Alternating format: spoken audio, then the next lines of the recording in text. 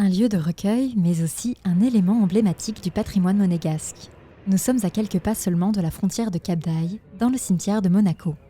Et pour nous raconter son histoire, Pascal Blanc, directeur de la Somota, nous fait remonter le temps. 1868 était l'année de l'ouverture du cimetière. Le cimetière faisait suite au regroupement de cimetières dans la principauté de Monaco, notamment le cimetière proche de la paroisse Saint-Nicolas. On avait aussi le cimetière qui était proche de la paroisse Saint-Dévote et puis celui vers le Rocher qui était annexé à la chapelle Saint-Martin. Alors pourquoi il y a cette volonté justement de les regrouper tous les trois ? Pour pouvoir avoir un seul lieu, pour permettre aux familles de se recueillir sur un seul lieu. Un lieu de mémoration unique et qui a la capacité de recevoir l'ensemble des monégasques à l'époque. Un lieu de mémoration unique, mais surtout désireux de rendre hommage aux défunts.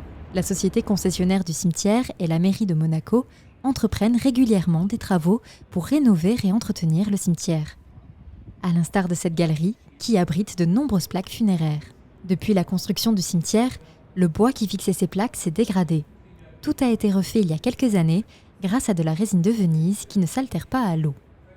Ça a été des années de travail, de collaboration, mais le résultat, il est tourné vers les familles pour avoir un lieu de mémoration adapté. Cette collaboration étroite avec la mairie permet d'augmenter la capacité de ce cimetière de plus de 20 000 m². À ce jour, aucune famille de monégasques n'est sur liste d'attente en raison de sa grande superficie répartie sur plusieurs étages.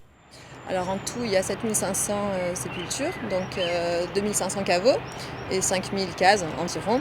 Donc à ce jour, il reste donc 60 caveaux disponibles et environ 700 cases, donc soit des cases hautes, soit des cases basses, soit des cases columbarium qui sont encore disponibles. Les travaux en cours aboutiront à la création d'un parking souterrain de 30 places, mais aussi de 53 caveaux et 84 cases de galeries supplémentaires. Et parmi ces galeries, la plus ancienne se trouve au sommet du cimetière.